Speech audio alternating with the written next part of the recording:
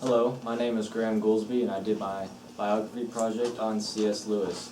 The title of the book is C.S. Lewis, the Authorized and Revised Biography.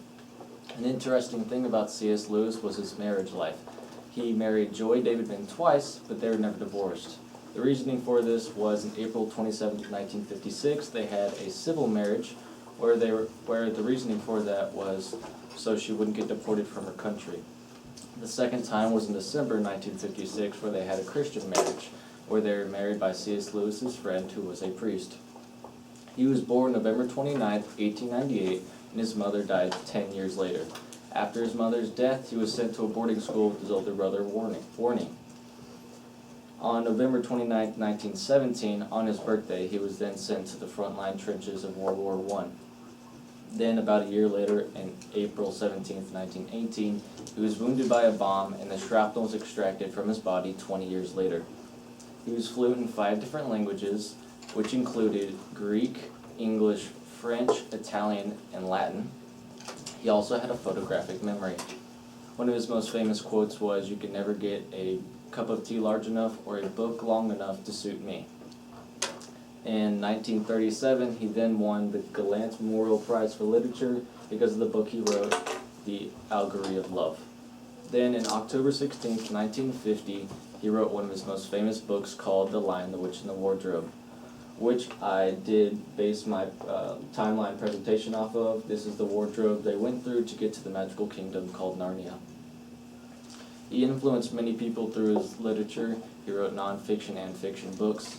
His nonfiction books usually help the reader understand the biblical information of the religion of Christianity. And then in his fiction books, usually had a really good story, but had a basis of biblical situations, such as in The Lion, the Witch, and the Wardrobe, the lion Aslan related to Christ, was crucified, and then risen 3 years later for the Narnia people. My big takeaway from this project was one of the books he wrote called The Problem of Pain. The Problem of Pain answered one question: if God is good and all-powerful, why does he let his creation suffer pain? Well, the answer is this: when you're going through a good day, you can hear God's voice, but only in a whisper. When you're going through a tough time and suffering a lot of pain, you can hear God's voice booming like through a megaphone. In summary, when you're suffering a lot of pain, you get closer to God. And then, in November 22nd, 1963, he died. Does anyone have any questions? Jake. Do you think his big urge to start, write these creative stories, was it God, or did he have any other? When he was little, he did read a lot, and mostly it were a lot of fiction stories, mostly fairy tales, because that's pretty much what little kids read. But then he just kind of grew an apt for imagination through his younger age as he read since he could read. He just kept reading and reading. And that's really what kind of sparked his imagination. I think also God gave him the gift to also write. Date. What was the title of the book? C.S. Lewis, the Authorized and Revised Biography. Miss Haslem. Was he always a Christian? No.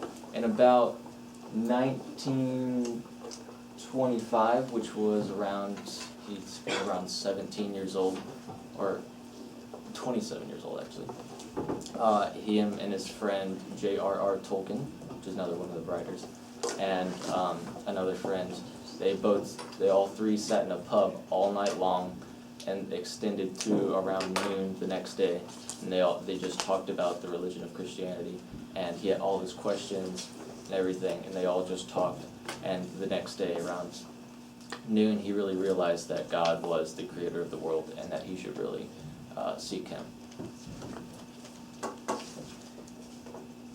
Jake.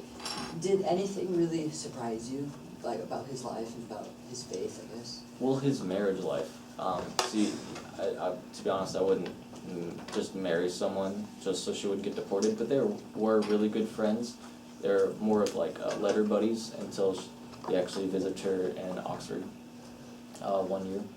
And also, he didn't marry her for love for the Christian marriage. She was actually on her deathbed, and so one of her dreams was to marry him. That's why she started writing to him, because she read his books. And so he was like, I'm going to let her seek out her dream and so he married her just so she could have the excitement. And the funny thing is, she survived for another 3 to 4 years, and in that time, he actually fell in love with her. Sean? Was he from America or Europe? No, he was born in Belfast, Ireland.